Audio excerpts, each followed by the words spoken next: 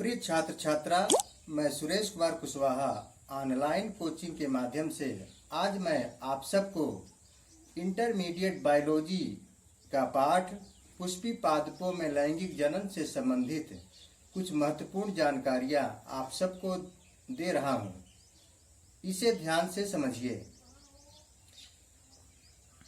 बच्चों, पुष्पी पादपों में लैंगिक जनन की विधियों को समझने से पहले हम यह जानेंगे कि आखिर पुष्प क्या है, उसकी क्या संरचना है और वह पादपों के लिए क्यों महत्वपूर्ण है। बच्चों, सभी जीव अपनी जात की स्थिरता बनाए रखने के लिए जनन क्रिया करते हैं। इस क्रिया में वह अपने ही समान आकृति के जीव उत्पन्न करते हैं। आवृतबीजी या पुष्पी पादपों में लैंगिक जननांग पुष्प यानी फ्लावर में पाए जाते हैं। पुष्प में पुष्पदल पाए जाते हैं जो काफी चटक रंग के तथा आकर्षक होते हैं। ये पुष्प काफी दूर से ही दिखाई दे जाते हैं। यही कारण है कि परागण करने वाले कीट जैसे मधुमक्खियां तथा तितलियां आदि इन्हें दूर से ही देख लेते हैं और मधुपान यानी नेक्टर प्राप्त करने के लिए वो इन पर आकर बैठ जाते हैं और फिर परागण क्रिया संपन्न होती है। साथ ही पुष्पदल पुष्प के जननांगों जैसे गाइनोसियम तथा एंड्रोसियम की रक्षा भी करते हैं। बच्चों, जिन पुष्पों में नर व मादा जननांग दोनों होते हैं उन्हें द्विलिंगी पुष्प कहा जाता है। उदाहरण सरसों, लिली, गुलाब आदि, जैसा कि उपरोक्त चित्र में दिखाई दे रहा है। बच्चों, द्विलिंगी पुष्प की अगर संरचना को समझना हो तो सबसे महत्वपूर्ण और उपयोगी पौधा है सरसों का। सरसों क्रूसीफेरी कुल का पौधा है और इसका बॉटेनिकल नेम है ब्रेसिका कंप्रेस्टिज। इस पुष्प में नर एवं मादा जननांग दोनों एक ही पुष्प में होते हैं। अब मैं इसकी संरचना दिखाता हूँ। ये है इसका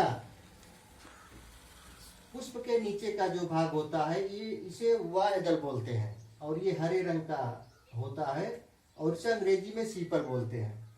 और ये चार इसके दल होते हैं पीले पीले रंग के, इसे अंग्रेजी में पीटल कहा जाता है। अगर हम इनकी संरचनाओं को, ये वाय दल और दल को हटा देंगे तो कुछ इस तरीके की संरचना दिखाई देगी आपको।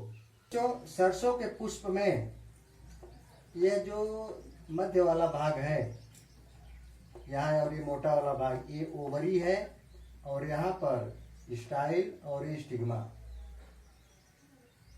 ये इसका ओवरी मतलब अंडाशय वाला भाग है और ये स्टाइल मतलब वर्तिका है और ये स्टिग्मा यानी वर्तिकाग्र है। तो स्टिग्मा, स्टाइल और ओवरी ये तीनों मिलकर सरसों के पुष्प का मादा भाग बनाता है। इसे अंग्रेजी में गाइनोसियम बोलते हैं।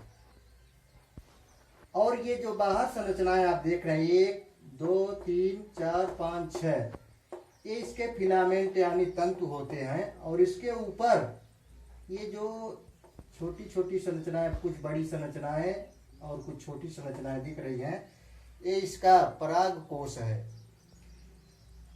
और परागकोश और तंतु यानी एंथर और फिलामेंट मिलकर सरसों के पुष्प का नर भाग बनाते हैं, जिसे सम्मिलित रूप से एंड्रोसियम कहा जाता है। इन्हीं पराग कोशों पर ही परागकण होते हैं जो झड़कर वर्तिका पर पहुंचते हैं, वर्तिकाग्र पर। जिन पौधों में, जिन पुष्पों में परागकण अपने आप नहीं पहुंच पाते हैं, वहां पर वायु के द्वारा, जल के द्वारा या फिर कीटों के द्वारा परागण क्रिया होती है। और परागण क्रिया के लिए सबसे महत्वपूर्ण कीट होते हैं मधुमक्खियां और तितलियां। ये मधुमक्खियां और तितलियां इन पुष्पों से नेक्टर यानी इन पुष्पों का रस पान करने के लिए आती हैं। तो उनके पंखों में, पैरों में भारी मात्रा में परागण चिपक जाता है और फिर ये कीट जब दूसरे पुष्प पर जाते हैं तो उन पर भी परागकण पहुंच जाता है और उनमें परागण की क्रिया हो जाती है। बच्चों, जिन पुष्पों में एक ही जननांग नर एवं मादा अलग अलग पुष्प में होते हैं तो उन्हें एक लिंगी पुष्प कहा जाता है, जैसे पपीता, कद्दू, तरबूज आदि में।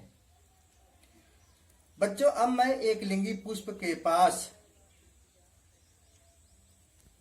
आप सबको लेके चलता हूं और इसे समझाने की कोशिश करता हूं। बच्चों, अब मैं कद्दू के पौधे में आपको नर व मादा पुष्प अलग अलग दिखाऊंगा। यहाँ पर आप जो देख रहे हैं यह नर पुष्प है। कद्दू का यह नर पुष्प है, इसमें फल नहीं लगता है। स्टार्ट। बच्चों, और यह है कद्दू का मादा पुष्प, जिसमें देखिए आपको फल लगा हुआ दिखाई देगा और इसमें देखिए मधुमक्खियां भी हैं। ये मधुमक्खियां ही परागण क्रिया करती हैं इनमें। आप अच्छे से देख सकते हैं इसको।